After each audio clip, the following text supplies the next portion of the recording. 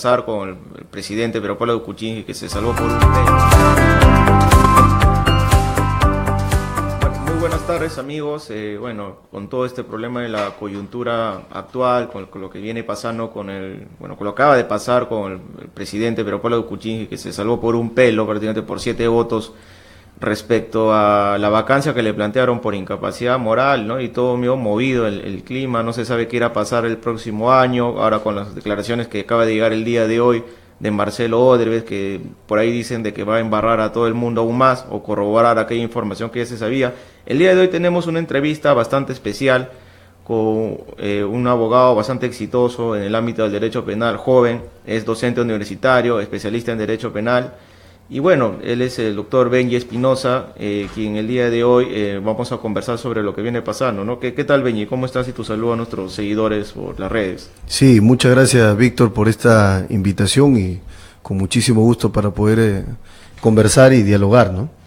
Bueno, Benji, sí, el día que nos convoca, bueno, todo lo que viene pasando, ¿no? En la coyuntura, que tiene mucho que ver, bueno, con el planteamiento de la vacancia del presidente y el aspecto procedimental o procesal, ¿no? De cómo muchos analistas, opinólogos salían a hablar, otros a favor de la vacancia, que es un proceso sumario, que sí se cumple todo el debido proceso, otros en contra, que incluso decían que esto tiene que verse la forma, ¿no? Que no puede ser un proceso tan acelerado, que en 10 días no se puede votar a un presidente. ¿Cuál es la relación, Benji, respecto a tu opinión legal, general, y también del punto de vista político, de todo esto que ha pasado, toda esta bomba, este problema que se armó, que hasta la gente ayer creo que ni salió a trabajar porque había una suerte de tensión, nerviosismo, que si es que lo vacaba el presidente, estoy seguro que nadie iba a pasar una feliz Navidad? O sea, ¿cómo influye en todo esto en las personas? ¿Y cuál es tu opinión de si ha cumplido el debido proceso, está bien, es legal, es ilegal, todo lo que ha venido pasando? Sí, varios puntos, ¿no? El primero, creo que el escenario que se planteaba ayer es respecto del control que hace el Parlamento al Poder Ejecutivo, y quiero destacar la frase con que inicia su defensa el doctor Alberto Borea, y que dice justamente que la estabilidad del país depende de que los gobernantes puedan saber disciplinar sus ambiciones, ¿no? Parece interesante porque yo creo que de eso se trata, de que funcione el sistema de contrapesos, pero poniendo por delante los intereses del país por sobre los intereses legítimos, por cierto, de los políticos. En segundo lugar, hay un tema bastante interesante y que a propósito de este pedido de vacancia y lo que hemos visto ayer se ha puesto en debate, y es que si es que en un procedimiento parlamentario como es el pedido de vacancia y la discusión de esta, deben o no respetarse ciertas garantías, ciertas reglas que en el derecho se llama el debido proceso, y si es así, ¿cuáles son esas reglas que deben observarse? Entonces, frente a la primera pregunta, no cabe ninguna duda que hoy toda la jurisprudencia, tanto de la Corte Interamericana de Derechos Humanos, del Tribunal Europeo de Estrasburgo, como de nuestro propio Tribunal Constitucional, no ponen en cuestión de que en todo escenario en donde se haga juicio o se haga algo parecido a un juicio y se decida sobre el derecho, sobre el interés o sobre la obligación de una persona, tiene que respetarse el debido proceso. Primer punto. Y un segundo punto, ¿qué garantías deben respetarse? Comentabas un tema interesante, y es el tema de si es que quizás un proceso demasiado rápido, demasiado expeditivo, puede o no reñir con el debido proceso, y definitivamente lo es, porque fíjate, ahí estaría atentándose contra el plazo razonable. Pues el plazo razonable no solo implica que no se demoren mucho para procesarte, o sea, no solo prohíbe las dilaciones indebidas e injustificadas, sino que el plazo razonable, por otra parte, también implica que no hayan juicios excesivamente sumarios. Y a mí me llamaba poderosamente la atención que, imagínate, en menos de 2 semanas puedan estar decidiendo la suerte de la máxima autoridad de nuestro país, cuando en países como, por ejemplo, Paraguay o Brasil, en el caso Lugo, en el caso de Dilma Rousseff, el tiempo para poder tomar la destitución llevó varios meses. Entonces, ¿cómo es posible de que en otros países se demoren meses y en el Perú en día se pueda decidir esto tan rápido, ¿no? Ese es un punto, por ejemplo, que quería tocar dentro de los muchos que existen. Bien, sí, lo que tú mencionas es bastante interesante, ¿no? Ahora, se habla de que de acuerdo a la interpretación que hace el Tribunal Constitucional respecto a lo que es el debido proceso, manifiesta de que existe un debido proceso formal, que es el tema del plazo, el procedimiento, etcétera, la notificación, y el debido proceso desde el punto de vista material, que se refiere a la proporcionalidad, a la razonabilidad, a la información que se debe tener. Ya, bueno, tú has cuestionado el tema del plazo, ¿no? Que es muy expeditivo, muy sumario, bueno, ¿no? Es un tema de forma, ¿no? Pero respecto al fondo, que era, digamos, lo importante, ¿qué es lo que se estaba condenando? Y eso Borea Odría también, bien, ¿no? Es la mentira, es el documento que llegó, es los cuestionamientos o dudas de que se cree de que él recibió dinero o no, eso es corrupción o no. Entonces, al final no se enfocaba cuál era el problema, ¿no? O la denuncia o la denuncia de Bartra, o era la mentira de que sí o no recibió, y si es que o era el tema de la corrupción. ¿Qué nos puede decir acerca del debido proceso material respecto a la razonabilidad, proporcionalidad de la información que debe tener el juzgador, o en este caso el órgano de control político que era el Congreso, ¿no? ¿Qué nos puede decir al respecto? Mira, interesante. Primero, respecto al debido proceso material, que justamente tiene sus orígenes en la Constitución americana, ¿no? La famosa fórmula del Due Process of Law, que garantiza no solo el respeto a determinadas reglas de forma, sino también que la decisión sea justa, y la decisión solo es justa, se ha dicho en la Corte Suprema Americana, en la medida en que, por ejemplo, se respete el principio de legalidad. Y hoy entramos a un tema interesante. Lo que se debatía ayer es la causal de incapacidad moral permanente. Entonces la pregunta es, ¿cuál era la imputación de la incapacidad moral permanente? La imputación era que mintió porque dijo algo y luego se desdijo, que en realidad era gestor de intereses o era propietario de la empresa y que además hacía gestión y debió haber conocido este vínculo con Odebrecht. Finalmente, ¿qué era lo que se le imputaba al presidente? Y es un tema importante porque fíjate, el tema de la incapacidad moral permanente puede traer distintas lecturas. Una de ellas, como era la que sostenía la mayoría del Congreso, es que basta una mentira que califica como una conducta inmoral para el alto representante de la nación para que esto pueda motivar la destitución. Y por otro lado, se dio otra lectura desde los orígenes de esta expresión y que hacía parte con lo que se llama básicamente de que una persona no pueda tener, y esto de manera permanente y no esporádica, ningún tipo de discernimiento entre el bien y el mal. Entonces, ¿qué pasa cuando para una infracción que conlleva una sanción tan grave como una destitución, cómo debe interpretarse en derecho? Entonces, la interpretación tiene que ser restringida y siempre a favor de quien es procesado, no en contra.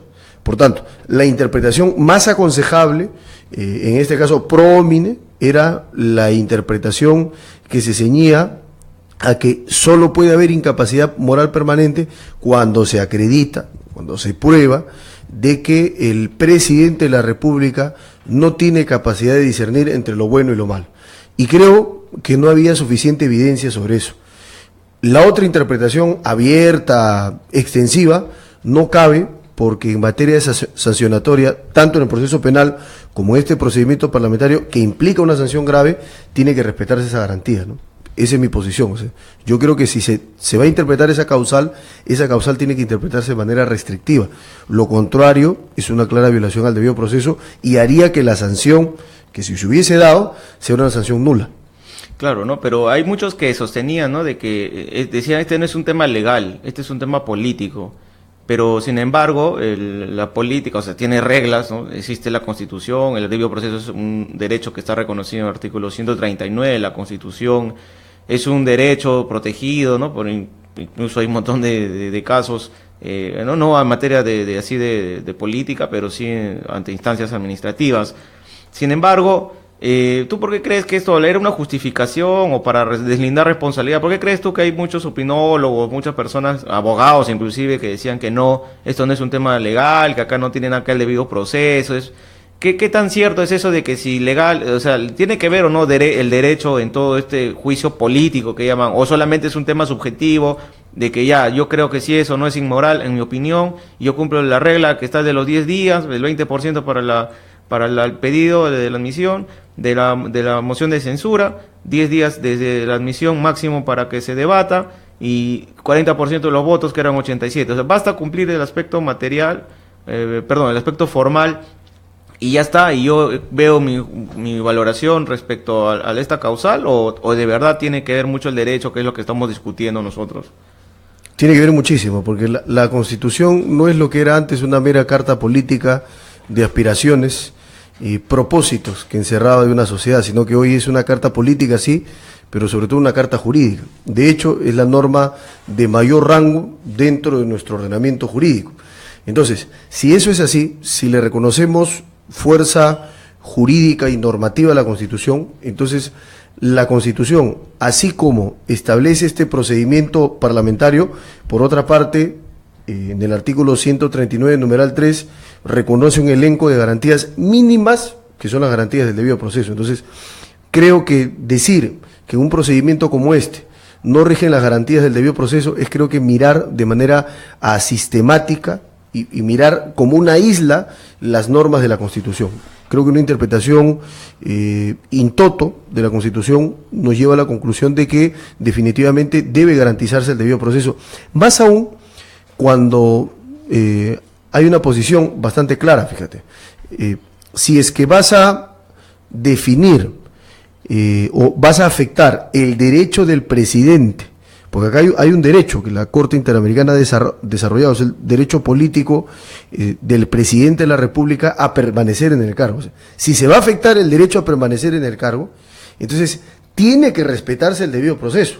Ahora, el argumento de que finalmente el plazo se hizo dentro de lo que establece el reglamento será un argumento quizá desde el punto de vista legal legítimo, pero no tiene ninguna validez desde el punto de vista constitucional y convencional a la luz de los derechos humanos, porque lo que es legal muchas veces termina siendo inconstitucional. Entonces, frente a un proceso de esta magnitud, definitivamente creo yo que los plazos tendrían que haber sido dilatados, tendrían que haber sido mayores, tendría que haber tenido mayor oportunidad la defensa, porque de otra manera, insisto, ¿no? O sea, el proceso en el Parlamento no puede ser pues una puesta en escena en donde ya se tiene una decisión tomada de antemano y entonces el proceso simplemente es una mise en scène en donde el presidente va, el abogado va y nadie lo escucha porque todos ya tienen prejuicio.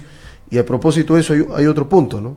Yo creo que los congresistas que adelantan opinión respecto de lo que van a votar deberían abstenerse de votar. Debería haber una regla del Congreso que permita, si no la recusación, una suerte de inhibición como pasa en un proceso. Porque si tú vas y adelantas opinión respecto de que no, vamos a vacarlo sí o sí, la pregunta es qué sentido tiene entonces la defensa del presidente, tanto formal como su propia autodefensa. O sea, ya lo estás condenando de antemano. Entonces, es un poco que tenemos que reflexionar en el papel de que la Constitución es una norma invasora, invade todo espacio donde hay poder y todo espacio donde se debatan derechos e intereses de la persona. Bien, es interesante lo que manifiestas, Benji. Y bueno, ya pasó toda esta tormenta, todos estos problemas que en verdad, que ayer, bueno, acabó con los 7, pero solo por un pelo, por 7 votos, nada más, o sea, no es mucho. ¿Cuál tú crees desde el punto de vista político, ¿no? De ese gesto de PPK, por ejemplo, del bailecito, ¿no? ¿Tú crees que esto es una victoria para el oficialismo? ¿Sale más debilitado? ¿O solamente es el comienzo de la película de los Rose, así, donde ya, o sea, que esto va a acabar peor que lo que nosotros pensamos? ¿Solamente el comienzo del fin? ¿Cuál es tu visión de esto? Bueno, el próximo año tendremos otro año peor, ¿está debilitado o esto lo va a fortalecer? No sé. Lo que creo es que definitivamente está debilitado, pero creo también que no está herido de muerte. Entonces creo que dependerá del presidente de poder establecer consensos, de hacer coaliciones, y a partir de eso creo yo que con bastante tacto creo que el presidente puede llevar adelante las cosas que tiene respecto al país. Me parece importante, sí, la política es sobre todo, se valora mucho los gestos, ¿no? Y creo que ese bailecito estaba fuera de lugar. No estamos en un buen momento. El presidente tiene una gran desaprobación. Su legitimidad no se encuentra en el nivel más alto, por tanto, ese tipo de gestos creo que deberían evitarse. Y también creo yo que debemos reflexionar todos de que lo que más nos conviene siempre es respetar la democracia y sus reglas, que aun cuando no nos gusten, es como se había dicho ya en ciencia política hace muchísimo tiempo, es el mejor de los peores sistemas de gobierno que existen. Entonces, creo yo que mantener la democracia cuesta, pero es un esfuerzo que vale la pena hacer, ¿no? Bien, sí, no, de verdad también, yo también pienso igual que tú, ¿no? Que esto está totalmente desproporcionado, esto del baile, este triunfalismo que ya, pues, o sea, yo no sé si el próximo año le va a, incluso Jenny Volcatoma hace un momento acaba de tuitear de que ojalá le dure este baile, ¿no? Algo así, ¿no? Entonces, toda esta posición revanchista, de venganza del fujimorismo, la fragmentación también que acaba de haber con la inhibición de Kenji y la abstención que tuvieron en la votación con 10 congresistas, si no me equivoco, los llamados albertistas, lo ha fraccionado, ¿no? Tenemos ahorita, desde el punto de vista del fujimorismo, una bancada ya fraccionada, que inclusive hablan de que van a liberar a Alberto Fujimori, ¿no? Porque se cree que había una negociación y con eso terminarían de dividir a la bancada fujimorista. ¿Tú crees que de verdad se van a dividir? ¿Tú cómo lo ves eso? ¿De verdad tú crees que llegan a liberar a Fujimori? ¿Cuál es tu opinión? Yo creo que sí. Yo creo que ha habido un pacto, un acuerdo para que Kenji Fujimori logre convencer, se logren abstener de votar a favor de la vacancia, y a cambio de eso van a entregar el indulto a Fujimori. Ahora, eso tiene un objetivo detrás. Creo yo que el objetivo detrás es que lograr un cisma dentro del bloque fujimorista y hacer que el enemigo, hoy claramente declarado del Ejecutivo, pueda tener menos fuerzas. Entonces, yo creo que es un tema de estrategia política de parte del presidente, y no es coincidencia las lágrimas de Kenji Fujimori ayer, luego del debate y la votación en donde el presidente desalva, ¿no? Tampoco es coincidencia los pedidos, los trámites que se están haciendo en estos últimos tiempos respecto de indultos, pedidos de conmutaciones, porque por ahí alguno va a hacer la forma para que el presidente pueda cumplir, creo yo, el acuerdo político que tiene, ¿no? Sí, bien, es correcto, ¿no? El razonamiento al que tú llegas. Y ahora, ¿qué es lo que se viene, no? Sabemos que hoy día de hoy acaba de llegar las declaraciones de Marcelo Odreve, donde prácticamente termina de embarrar a muchos, corroborar muchas cosas como el tema de Keiko Fujimori, el tema de Alan García, lo de Villarán, lo de Humala, que ya se sabe, entre otras cosas nuevas, porque según lo que manifiesta, es la declaración del fin del mundo, ¿no? Más allá del tema político, de que la clase política va a caer, ¿no? Ya prácticamente con esto lo que se espera es una renovación, ¿no? Por parte de que aparezcan nuevos liderazgos. Los jóvenes tenemos un rol bastante importante que cumplir aquí, porque si no van a ser siempre los mismos, y los mismos que rotan en todos los medios, ¿no? Que prácticamente sabe de memoria quiénes son. Ahora, ¿qué es lo que se viene, Beñi? Se sabe que ya eran las declaraciones. Del punto de vista del derecho, seguramente el próximo año tenemos detención preventiva de Keiko, de repente de García o de alguien más de Lapra. ¿Qué es lo que tú piensas? Porque ya se sabe prácticamente que hace una corroboración de todo. Por ejemplo, para el caso de Keiko Fujimori, ¿se aplicaría o no lo que establece el nuevo Código Procesal Penal respecto al tema de la detención preventiva, ¿no? Si con los supuestos e indicios que tiene, caso muy parecido a lo que viene pasando o ha pasado con Humala, ¿no?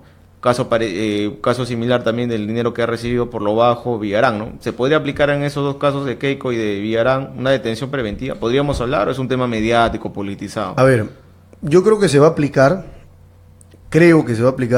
pero considero y estimo que no debería. Y no debería porque, fíjate, aun cuando la gente está deseosa de ver que los que han tenido cierto poder o los que han dirigido alguna vez nuestra nación y sobre los cuales se ciernen graves acusaciones de corrupción, por cierto, quieren verlo tras las rejas, pero en realidad eso tiene que hacerse luego de un juicio con todas las garantías y no antes. O sea, las prisiones preventivas son prejuicio, y como son prejuicio, tienen que ser excepcionalísimas. Siempre pongo el ejemplo de que la prisión preventiva debe ser en el derecho lo que es la cirugía en la medicina, el último recurso. Entonces, creo yo que por más alarma, por más conmoción que puedan causar las declaraciones, creo yo que no deberían llevarnos automáticamente a los fiscales a pedir prisiones y a los jueces más aún a otorgárselas. Lo que creo sí también es que creo que la Fiscalía va a tener una herramienta poderosísima en la declaración de Odebrecht respecto de, primero, corroborar las líneas de investigación que viene adelantando. Segundo, crear nuevas hipótesis de investigación y abrir nuevos casos, porque es a la Fiscalía dentro de nuestro Estado a quien le corresponde investigar, a quien les corresponde acopiar las evidencias y en su momento comprobar su acusación. Entonces, para hacerlo, declaraciones como estas definitivamente le ayudan. Creo que no hay que distorsionar el sistema de justicia y utilizar a la prisión preventiva como una pena anticipada. La lógica de la prisión no es una lógica de castigo, es una lógica de cautela. Solo me sirve para asegurar que el proceso avance. Si es que no hay riesgo para el proceso, no tengo por qué privar a la libertad porque, insisto, la prisión se da prejuicio, antes del juicio. Sí, es cierto, ¿no? Pero el juez Concesión Carguancho prácticamente lo ha convertido en una regla, ¿no? Porque ese tema de la detención preventiva que está regulado en el artículo 268, creo, del nuevo Código Procesal Penal, más allá de que es una regla general que se aplica de toda la vida en el sistema penal, ahí el tema es de que si es un régimen excepcional o ¿cuál es la regla? ¿La detención o la comparecencia? En caso de que se aperture un juicio, ¿no? O en el caso de una investigación. Ahora, ¿cuál sería para ti, Benji, que tú dominas todo esto del derecho penal, esta rama? ¿Eso es la regla? ¿El juez José Carbancho se ha excedido, por ejemplo, para el caso de los empresarios de Graña y Montero, ICSI y JJ Camet? ¿Es la regla? ¿Debe ser algo excepcional? Si es que se cumplen estos tres requisitos procesales, ¿cuál es la regla ahí? Fíjate, nuestra ley establece presupuestos bastante graves y excepcionales para que exista la prisión. Por un lado, que haya suficiente evidencia que hoy la Corte Suprema ha calificado como sospecha grave, antes de la certeza, pero sospecha muy grave, de que ha habido delito y que el requerido en prisión es responsable de ese delito. 2, que la pena tiene que ser superior a los 4 años. Y 3, que haya evidencia objetiva, eso es importante, prueba objetiva, de que hay peligro de elusión de la acción de la justicia y de fuga, o peligro de perturbación al proceso, sea por manipulación de las pruebas, sea por amenaza, sea por desaparición, en fin. Entonces, esas son las reglas legales que nosotros tenemos. Pero, frente a tu pregunta, ¿es regla o es excepción la prisión?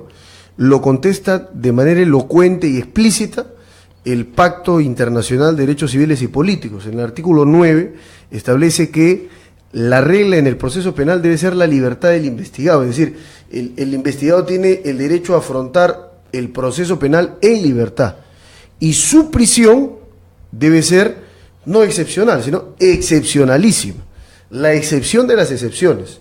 Entonces, no es posible que se dicten prisiones preventivas bajo el calor de la conmoción, de la presión social, de los titulares de los medios de prensa. Creo yo que hay que discutir caso por caso, y caso por caso hay que determinar los presupuestos que he señalado, pero además no perdiendo de vista de que la prisión siempre tiene que ser la excepción, y en la medida en que haya una alternativa, alguna comparecencia, algún impedimento de salida del país, caución, registro biométrico semanal, hasta hoy con la medida de vigilancia electrónica, creo que eso debe siempre aplicarse antes que buscar una prisión, ¿no? La prisión tiene que ser siempre la última ratio. Sí, eso es lo que yo también pienso, ¿no? De que debería, ¿no? Porque prácticamente el juez Concepción Carhuancho, más allá de que es un juez bastante popular, que, no sé, con estas prisiones preventivas de los empresarios, me parece que para mí ha sido un exceso, ¿no? Porque no había, o sea, indicios razonables, bueno, del delito quizás, ¿no? Pena mayor a 4 años. El tema del peligro procesal, esto si puso no trabas a la justicia o se quieren fugar, que está establecida una norma, es un poco difícil ¿no? de valorar, ¿no? Porque tú, ¿cómo sabes si esta persona se va a querer fugar o no? Bueno, en el caso de poner trabas a la justicia, sí, pues porque ellos mintieron, ¿no? Desde un inicio también, que no sabían nada, que no tienen nada que ver en las coimas, sin embargo se dio a demostrar prácticamente ya, porque a pesar que es un prejuicio, ¿no? Así como tú lo manifiestas, se llega, o sea, hay certeza real de que sí, ellos han participado en todo esto de las coimas. Ahora, para el caso de Fujimori, ¿se aplicaría la detención preventiva? Así, mira, por el tema, así en concreto, en frío, ¿no? El tema de los papeles, esto de que han recibido dinero, hay declaraciones de personas que dicen que es mentira, que ellos hayan aportado nada. O sea, estamos en un caso de lavado de activos ahí, de acuerdo a tu experiencia, Benji. A ver, creo que hay evidencia para que la investigación se formalice y hasta para que más adelante pueda formularse una acusación. Pero insisto, mientras no se acredite con prueba de que hay riesgo fundado de fuga o perturbación, creo que la medida no debe darse. Seguramente no será popular, no será bien recibido el hecho de que no se pida prisión, pero creo que es lo jurídicamente correcto. Y el derecho debe siempre basarse pues en razones y no en pasiones, ¿no? Porque si no el derecho se torna en impredecible, y cuando el derecho es impredecible, perdemos todos. Claro, y para el caso de Villarán también, que ha recibido también dinero para el tema de la revocatoria, ¿también se aplicaría el tema de la detención preventiva? O sea, ¿el razonamiento sería lo mismo? Del mismo modo, creo yo que en la medida en que no haya prueba de peligro de fuga o perturbación, debería corresponderle una comparecencia con todas las restricciones y reglas de conducta posibles. Pero creo que el momento de castigo es el momento después de juicio, no antes. Y para el caso de García, donde también se habla de que ha recibido dinero en las agendas y de repente por ahí Marcelo Odrebes va a decir, sí, yo también le di a él, también se podría, o sea, estaríamos de repente hablando el próximo año de que le den detención o no, de repente al expresidente. ¿Cómo lo ves el caso? Fíjate, seguramente lo solicitarán. Creo yo que el punto es no tanto si el fiscal lo solicita, porque finalmente el fiscal lo puede hacer. Creo que vamos a la figura del juez, ¿no? El juez tiene que ser la garantía de que solo cuando se cumplen los presupuestos de la ley hay prisión. De otra manera no debe haberla. La prisión tiene que verse siempre como excepción, no como la regla. Bueno, y finalmente, Benji, ¿cuál es tu pronóstico para el próximo año, no? ¿Tú crees que PPK llega o no llega llega para empezar el siguiente año? ¿Tú crees, lo ves convulsionado, lo ves con todo el problema Odebrecht? Incluso se habla de que por ahí de que el presidente también habría recibido el partido PPK dinero, algo de 40 millones de soles para la campaña nacional, y estamos hablando de repente del escenario de otra posible vacancia, de repente a mitad de año, quizás un poco después. ¿Cómo ves tú con todo este terremoto que se va a terminar de corroborar, que prácticamente esta información no se puede haber tapado felizmente con un solo dedo porque es un escándalo mundial? Es el caso de corrupción más grande en Latinoamérica, prácticamente va a corresponder a varias caídas de personas en todo ámbito empresarial, político. ¿Cómo ves tú el escenario para el próximo año que se viene? Sí, yo creo que es un escenario bastante complicado, ¿no? Creo que son momentos de mucha crispación y mucha tensión, y bajo esas premisas yo considero que va a ser un año bastante difícil, y en esa dificultad creo que el presidente debería tener la oportunidad de formar alianzas, de establecer coaliciones para poder gobernar, porque fíjate que él no tiene un partido político sólido que lo respalde. Creo que debería cambiar el enfoque del gobierno, ¿no? Creo que debería ser más activo, creo que debería tener más presencia en los medios, debería ser más activo en su rol como comunicacional, y creo que hay que colocar mensajes, porque los mensajes ayudan también a tranquilizar a la población, ¿no? Entonces considero que va a ser un año bastante complicado, hay un enfrentamiento que no va a cesar, al contrario se va a agudizar a propósito de lo que ha pasado ayer, pero creo que dependerá, y ahí se verá la habilidad del gobernante, ¿no? Porque precisamente ahí, en esos escenarios se ve el valor del gobernante, ¿no? Cuando las papas queman. Bien, sí, se salvó prácticamente de un pelo, en verdad creo que le dé la vida a los señores de APP, a Acuña y sus congresistas y a Kenji, ¿no? Prácticamente. Bueno, yo quería agradecerte, Benji, por la entrevista que nos acabas de conceder y aclararnos sobre todo lo que se viene, lo que ha pasado, ¿no? Respecto al debido proceso, lo que hemos manifestado sobre la vacancia, sobre ahora lo que sea, y si de repente tenemos el próximo año puras detenciones preventivas y fugas. De repente con eso terminan de caer los últimos supuestos liderazgos que hay, y esperemos también que de esta manera se pueda renovar la clase política y en todo aspecto, ¿no? También intelectual, que hace mucha falta, hace mucho tiempo le falta al Perú. Gracias, Benji, y será hasta otra oportunidad. Muchas gracias, Víctor. Bien.